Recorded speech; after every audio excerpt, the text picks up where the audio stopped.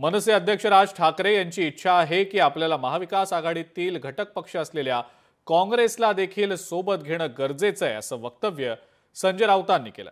संजय राऊतांनी केलेल्या या वक्तव्यानंतर सगळ्यांच्याच भुवया उंचावल्या। मात्र या त्यांच्या वक्तव्यानंतर मनसेचे नेते नाराज झाले अशी जोरदार चर्चा देखील राजकीय वर्तुळात रंगली। पाहूयात त्या संदर्भातला हा विशेष रिपोर्ट।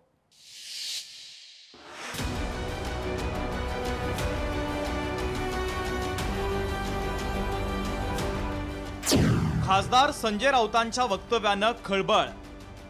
ठाकरेंच्या युतीमध्ये काँग्रेस, विधानानंतर संजय राऊतांचा यू टर्न।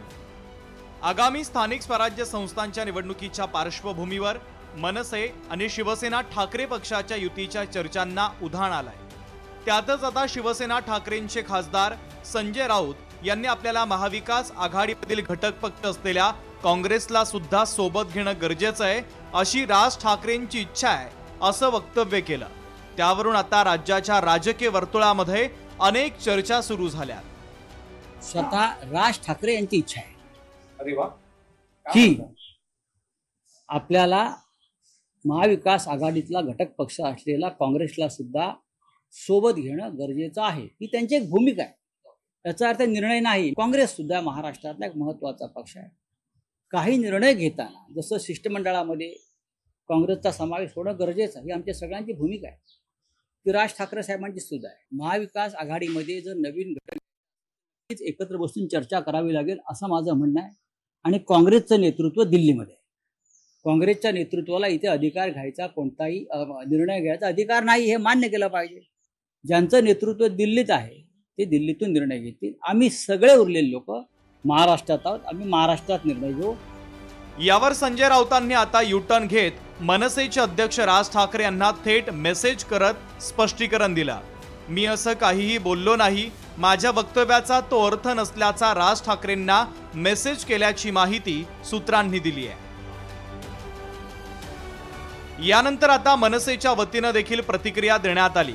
आमच्या पक्षाची भूमिका हे राज ठाकरे ठरवतात, इतर कोणीही आमची भूमिका मांडणार नाही असं संदीप देशपांडे यांनी म्हटलंय। तर ज्याला जो अर्थ काढायचा आहे तो काढा असं म्हणत बाळा नांदगावकर यांनी या चर्चांना दुर्लक्षित केलंय।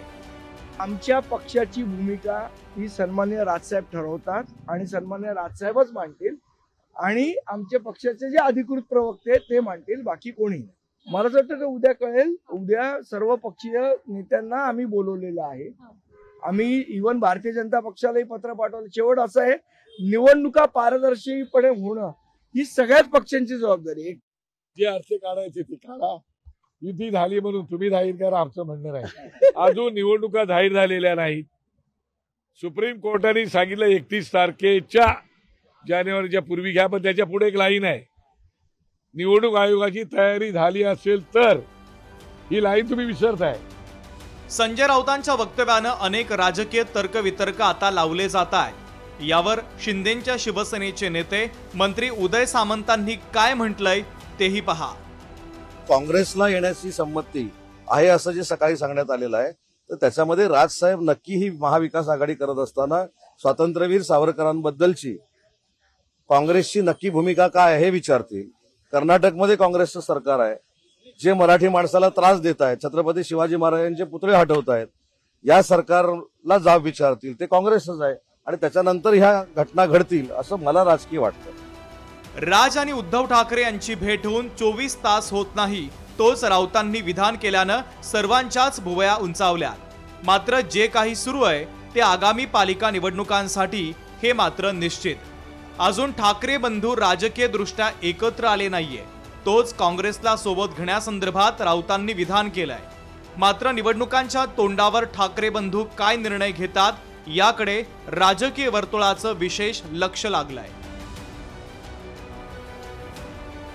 Bureau report, Mumbai. लोकशाही मराठी ऐका, पहा, जागरूक रहा।